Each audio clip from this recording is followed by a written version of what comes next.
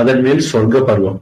இது தேவலோக சம்பந்தமானது, மனுஷர்களுக்கு உரியதென்று. மிகவும் அதிகமான பக்தியுள்ள தர்மராஜாவானவர் தயவினால் தம்முடன் வந்த நாயின்றி சொர்க்கத்திலிருந்து வந்த தேவரதத்தின் மேல் ஏற விரும்பவில்லை என்பதும், மகாத்மாவான தர்மராஜா அவ்வாறு சலிக்காமல் தர்மத்தில் நின்றதைக் கண்டு தர்மதேவரை நாயுருவத்தை விட்டு தர்மராஜாவை சொர்க்கத்துக்கு அழைத்துக் கொண்டு போனதும், அவருக்கு தேவதூதன் ஒரு வியாஜத்தை முன்னிட்டு நரகத்தையும் அதில் பிராணிகள் படும் பெரும் துயரங்களையும் காண்பித்ததும், தம் சொல்லில் கட்டுப்பட்டிருந்த தம் சகோதரர்கள் அந்த நரகத்திலிருந்து போகின்ற அழுகுரல்களை அந்த தர்மாத்மாவான யுதிஷ்டிரர் கேட்டதும், தர்மதேவனையும் இந்திரனும் தெரிவித்தபடி தர்மபுத்திரர் ஆகாச கங்கையில் ஸ்நானம் செய்து மனுஷ தேகத்தை விட்டு தம் தர்மத்தினால் கிடைத்த சொர்க்கவாசத்தை அடைந்து இந்திராதிகளான சமஸ்த தேவ கூட்டங்களினாலும் பூஜிக்கப்பட்டு அவர்களுடன் ஆனந்தமாக இருந்ததும் அடங்கியது.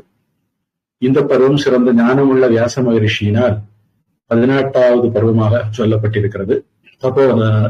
தபோதனர்களே, இந்த பருவத்தில் 5 அத்தியாயங்கள் உள்ளன. ஸ்லோகங்கள் 209. இப்படி இவையெல்லாம் சேர்ந்து 18 பருவங்கள் ஆகின்றன. கிளங்களில் ஹரிவம்சமும் பவிஷ்ய பருவமும் சொல்லப்பட்டன. கிளங்களுக்குள் ஹரிவம்சத்தில் 12,000 ஸ்லோகங்கள் மகரிஷியினால் கணக்கிடப்பட்டன.